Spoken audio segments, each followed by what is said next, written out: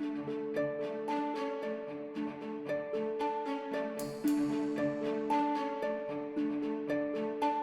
has recently adopted the Uniform Parentage Act, which is an attempt by the legislature, and I think a good one, to make more uniform the court, when and under what circumstances the court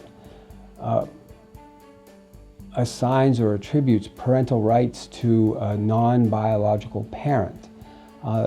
That's been an area that each of the states and other countries in the world have wrestled with, because in modern society often parents are separated of a child.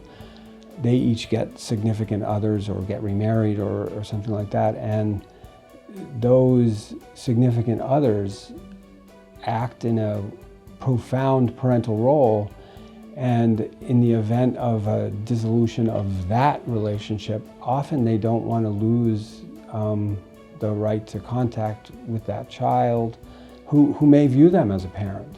And so there's the new legislation, which largely follows the case law but makes it more uniform.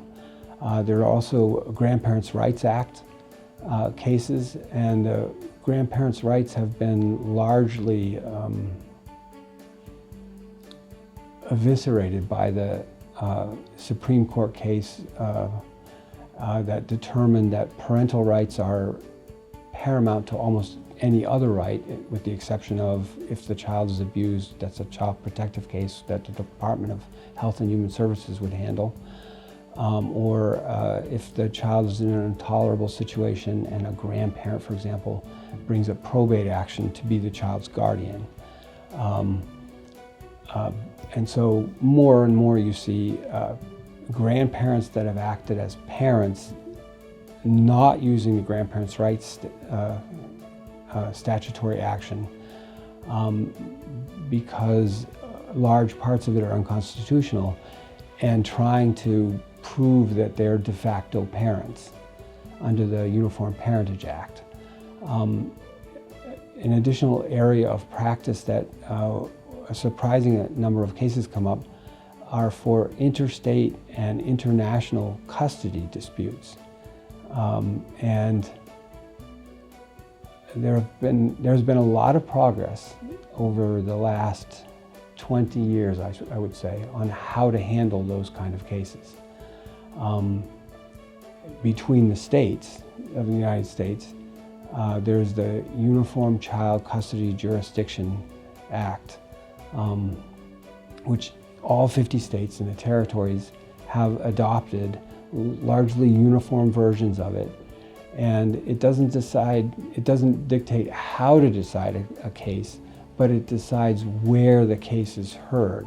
So that, for example, a mother or a father can't take the child out of this state and go to a different state and say, I don't know where the mother or the father is, they're a drug addict, they shouldn't see the child, and that state issues an order. Then the other parent finds the child, takes them to another state and says, that person is abusive, they shouldn't see the child, and you get competing orders, which are confusing to everybody, cause a lot of conflict. And so the primary aim of the Uniform Child Custody Jurisdiction Act is where the dispute is decided, and it's most often decided in the child's home state, which is where the child resides and has resided for at least 6 months. There's some emergency jurisdiction provisions, and that has been a wonderful addition, because it prohibits other states that aren't the home state of the child from determining issues that they probably shouldn't be in the first place. And there's a corollary, I guess is a good way to say it, internationally, and that's the Hague Convention, which is, the long title is the Hague Convention for the Protection Against Child Abduction. And actually the sort of face of child abduction is not usually stranger abduction, but it's a parent abducting the child and taking them to a jurisdiction that is outside the reach of the United States courts, for example.